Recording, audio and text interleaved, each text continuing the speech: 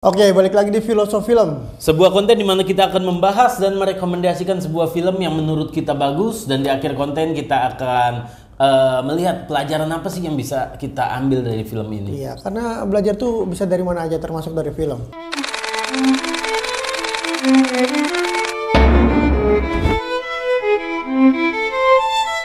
Oke, balik lagi bersama gua Rian di sini. Dan gue Didit.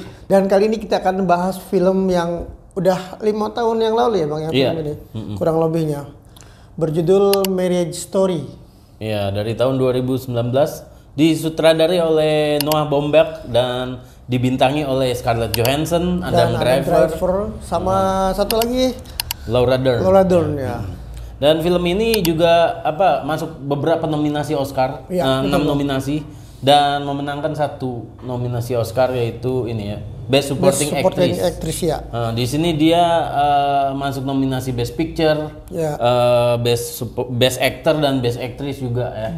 Dan Original Score juga Original Screenplay. Ya, karena ceritanya emang bagus banget ini ya. Dan pastinya sangat relate ya buat banyak orang. Iya. Terutama yang sudah menikah. Betul Bang. Sesuai judulnya kan, ini cerita tentang pernikahan gitu. Betul, Bang.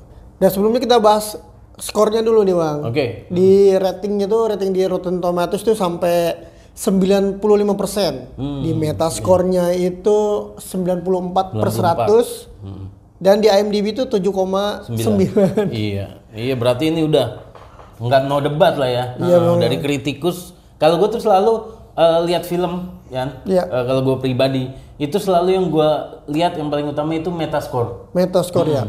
Karena kalau misalnya MDB-nya ya, MDB ini kan ratingnya itu dari penonton. Iya betul. Itu kadang-kadang mix. Kadang kalau itu film itu populer, ratingnya tinggi ya. Tapi belum tentu bagus. Karena selera gitu masing-masing. Beda gitu. ya. Tapi kalau gue selama ini, kalau gue lihat Metascore bagus, biasanya gue suka. Oh gitu. Iya betul Bang. Dia nyari sempurna soalnya di Metascore-nya ini ya. Iya. Nyari sempurna gitu. Nyari sempurna 94 gitu. Iya, dan film ini menceritakan tentang proses perceraian emang ya? Iya, sebuah proses perceraian dari sebuah pasangan ya, dari satu pasangan yang mengalami masalah dalam rumah tangganya dan mau bercerai, dan film ini menceritakan intrik dan konflik bagaimana satu pasangan dalam melewati proses perceraian. Betul Bang. Karena proses perceraian itu ya seperti kita tahu nggak mudah ya. Gitu. Iya betul Bang. Walaupun gua belum pernah merasakan hal itu dan kita cuma tahu orang cerai aja. Tapi ternyata prosesnya di sini luar biasa Bang. Iya, digambarin gitu ya. Digambarkan kompleks banget lah. Iya, ada banyak banget hal yang ya itu tadi, walaupun kita belum bercerai, tapi karena kita mungkin sudah menikah ya, kita bisa kurang lebih ya sedikit banyak bisa dapat gambarannya betapa sulitnya perceraian itu. Betul Bang. Dan ada banyak hal yang di film ini tuh jadi bahan perenungan juga. Iya. Tentang pria dan wanita, bagaimana perbedaannya, bagaimana suatu pasangan itu menghadapi masalah, kadang-kadang sulit untuk mengkomunikasikan itu dengan baik gitu satu sama lain, dan itu seringkali menjadi masalah. Gitu. Dan di film ini pokoknya full menceritakan tentang proses perceraian mereka ya Bang ya. Antara si Adam Driver sebagai Charlie Barber ya, dan si Scarlett Johansson sebagai Nicole Barber. Dan di sini si lead aktornya si Adam Driver memerankan sebagai Charlie tadi, dia berprofesi sebagai sutradara teater ya. Sementara istrinya sebagai aktrisnya. Iya, gitu. karena jadi, mereka pun bertemu di dunia teater ini. Dan di sini mau digambarin gini ya, film ini menggambarkan betapa itu kan orang yang bidangnya sama. Iya, betul. Satu pasangan yang bidangnya sama, passionnya sama, ada di dunia seni. Tapi itu tidak menjamin kalau mereka tuh hubungannya bakal langgeng ya. Akan selalu baik-baik aja gitu. Betul, itu yang mau digambarkan oleh sutradara di sini gitu. Bahwa nggak selalu orang yang minatnya sama, kesukaannya sama, itu bisa dengan mudah gitu dalam melewati sebuah hubungan. Iya, gitu. Tapi dia kayak sebagai simbolis juga sih Bang. Sutradara kan suka ngatur-ngatur.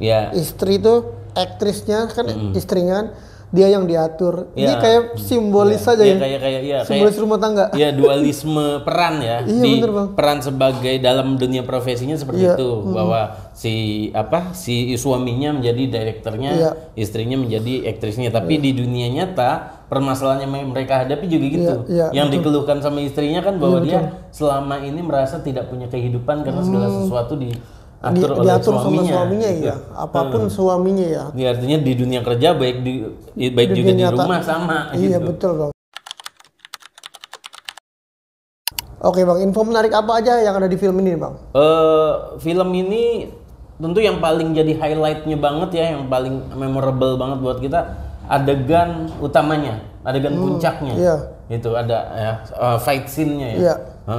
Scene di mana mereka tuh berdebat dan adu argumen di situ. Iya, betul. Nah, adegan ini jadi adegan yang paling emosional, diingat oleh banyak orang. Iya, betul. Nah, dan adegan ini yang nganterin mereka masuk nominasi Oscar, dua karakter ini.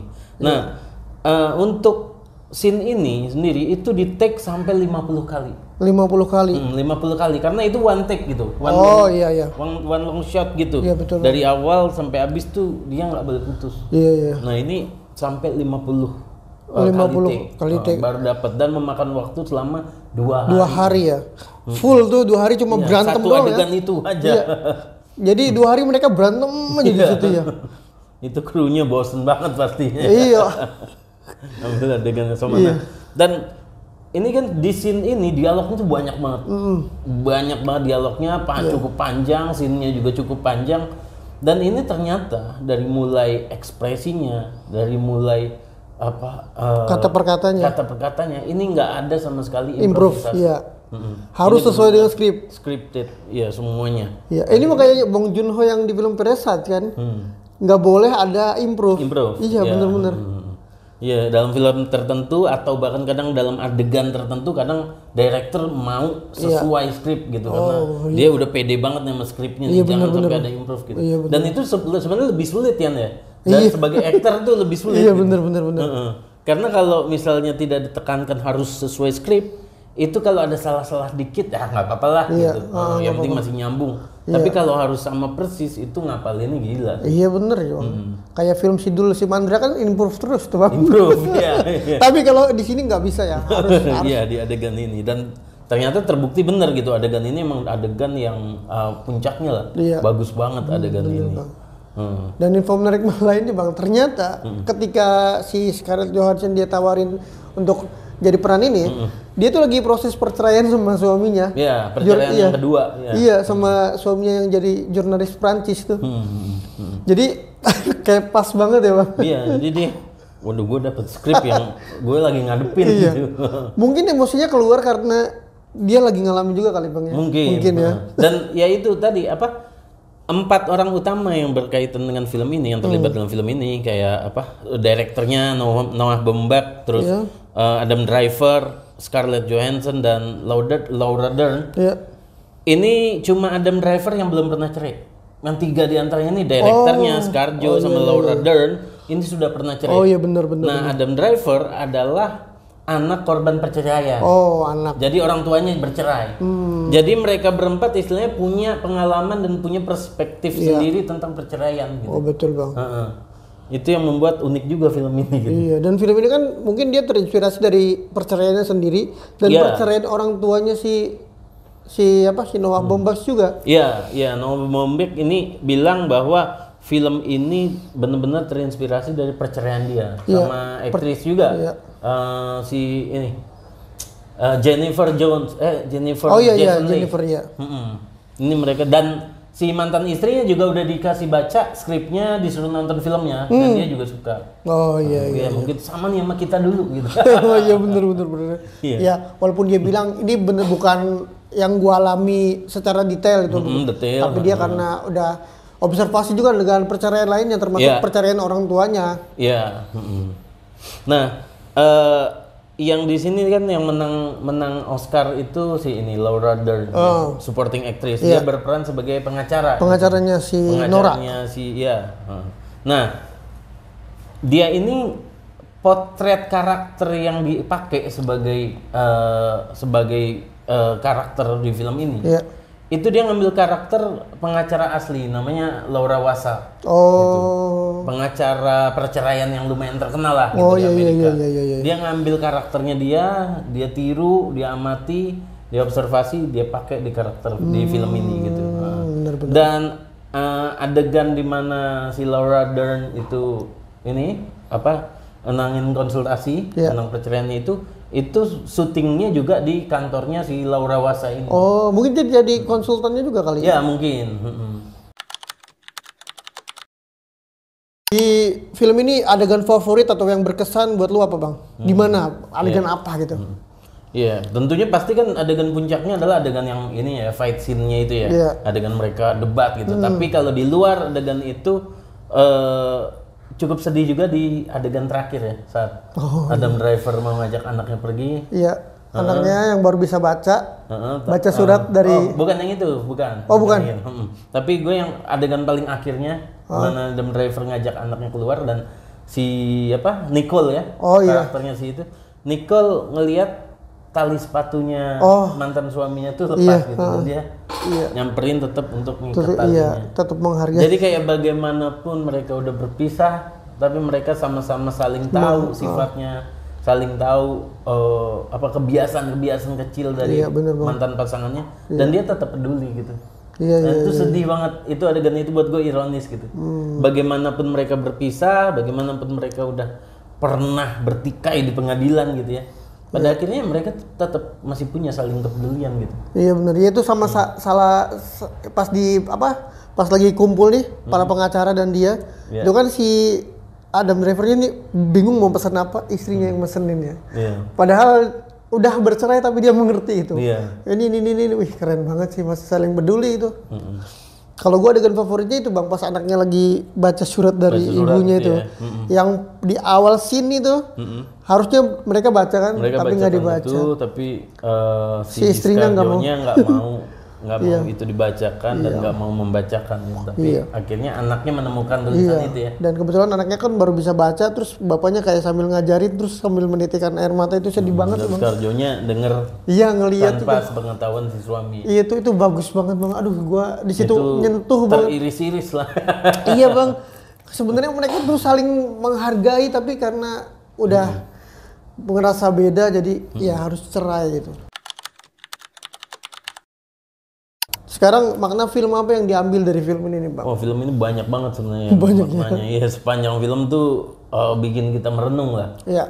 Terutama kalau kita udah nikah itu kita makin ini banget, makin relate, makin dekat sama film ini. Dan diantaranya yang gue dapet juga bahwa kadang pertengkaran atau konflik itu berasalnya dari ini ya, ego. Memang dari ego gitu. Di film ini salah satu ironi yang bikin sedih adalah mereka ini dulunya kan dua orang yang saling mencintai, dua orang yang saling peduli, tapi di titik tertentu saat mereka punya saling kepentingan yang berlawanan dalam perebutan hak asuh anak, mereka seolah mau nggak mau jadi saling menjelekkan, saling ngebongkar aibnya, supaya dapat hak asuh. Ini ironis, dua orang yang dulunya saling sayang, saling peduli, kok akhirnya harus saling ngebongkar aib, dan itu saling menyakiti. Dan ada adegan di mana pengacaranya tuh lagi debat, terus mereka berdua kayak bingung, gua ngapain sih di sini? Ini tentang apa sih? Iya. Dan di situ kayak karakter pengacara itu yang malah bikin runyam Bang. Iya, karena mereka itu yang mau disampaikan film ini. Pengacara itu berjuang untuk kepentingan mereka. Bukan kepentingan pasangan ini. Mereka nggak laku kalau pasangan ini rujuk gitu. Iya benar. Ya malah sebenarnya kan dari dua pihak ini nggak mau kan, sebenarnya nggak mau ngebongkar aibnya. Kayak dia minum alkohol aja nggak mau disebutin tadinya. Tapi ujungnya kan. Iya, kayaknya itu strategi dari pengacara kan. Iya Bang. Nah itu yang pelajaran yang bisa diambil adalah bisa nggak sih kita kalau menghadapi konflik, menghadapi masalah, kalau aja ego kita tidak setinggi itu, kita bisa selesaikan dengan baik-baik aja, nggak usah saling memojokkan atau menjelekkan. Kalau lu, Yan, pelajaran apa? Poin apa yang lu ambil dari? Menurut gua di sini poinnya adalah kan film ini kan tentang istri yang merasa tidak dihargai dengan keinginan suaminya yang selalu terdepan, nggak pernah nanyain sama istrinya. Ya menurutku sih kalau sudah berumah tangga atau berhubungan tuh kita harus saling menanyakan kamu tuh maunya apa, entah dari pihak manapun ya Bang ya. Ya apalagi kadang kalau kita tumbuh di budaya yang patriarki ya, gitu.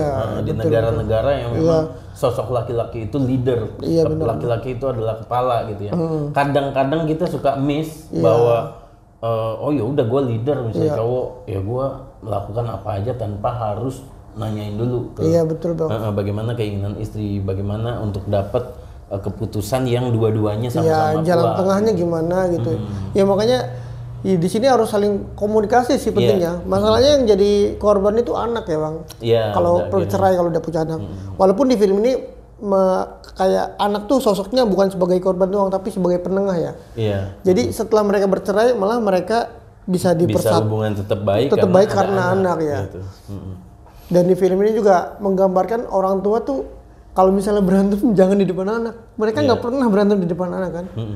Jadi untuk kayak menjaga psikologi anak. Iya betul Bang. Jadi tetap jadi orang tua yang baik.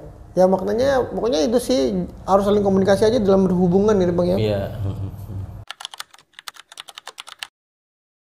Oke kayaknya gitu aja Yan ya. Skor lu untuk film ini berapa Yan? Menurut gue ini sih 90-an lah Bang. Iya sama sih gue juga 90-an. Ini bagus banget nggak cuma untuk entertain tapi juga banyak perenungan yang bisa kita dapat saat nonton film ini. Betul Bang. Jadi buat kalian yang mungkin mau bahas film tertentu kita bahas apa, silahkan komen dan bantu like dan bantu subscribe supaya kita juga semangat untuk terus bikin konten seperti ini. Oke gitu aja. Gua Didit. Gua Rian. Kita ketemu di episode selanjutnya.